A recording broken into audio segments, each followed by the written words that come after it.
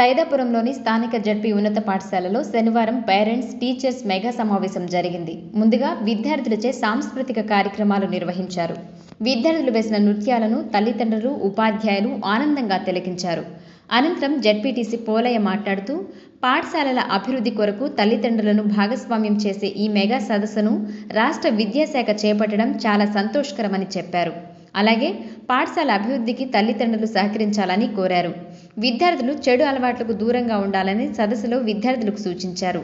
అనంతరం రాష్ట్ర, జిల్లా, మండల స్థాయి క్రీడలలో పాల్గొన్న విద్యార్థులకు సన్మానించి మెడల్స్ అందజేశారు.